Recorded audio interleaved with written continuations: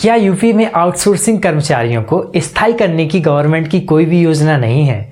शिक्षकों शिक्षा मित्रों को जल्द मिलेगी ये सौगात।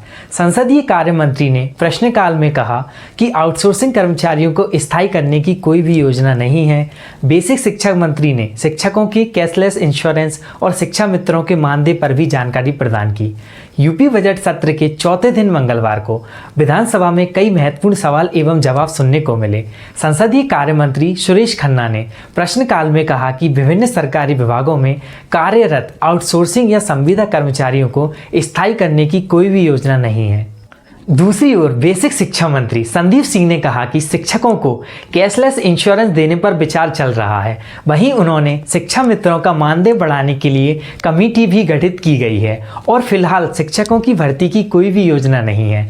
प्रश्नकाल में सपा के डॉक्टर संग्राम यादव और डॉक्टर हृदय नारायण सिंह पटेल व अनूप कुमार ने सवाल किया कि क्या सरकार आउटसोर्सिंग कर्मचारियों के साथ ही संविदा कर्मियों को भी राहत देने का काम करेगी और उन्हें स्थायी किया जाएगा या नहीं।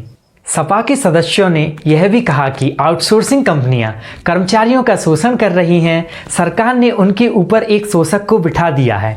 उन्होंने कहा कि आखिर क्या मजबूरी है और क्या समस्याएं हैं जो सरकार कमीशन लेने वाली कंपनियों को काम दे रही है। उन्होंने कहा कि ऐसी कंपनियां नौकरी देने के लिए कर्मचारी से कमीशन ले रही हैं। इस पर संसदीय कार्य मंत्री सुरेश खन्ना ने जवाब देते हुए कहा कि शासन ने इस संबंध में शासनादेश जारी किए हुए हैं। कोई भी कंपनी एक बार चयनित कर्मचारी को निकाल नहीं सकती है और अगर एम्प्लॉय को देर से वेतन दिया जाता है तो कंपनी से 18% ब्याज वसूलने का भी नियम है। उन्होंने कहा कि सरकार ने आउटसोर्सिंग और संविदा कर्मचारियों की सुरक्षा के लिए कड़े नियम बना रखे हैं और उन्हें स्थायी करने की अभी कोई योजना नहीं है।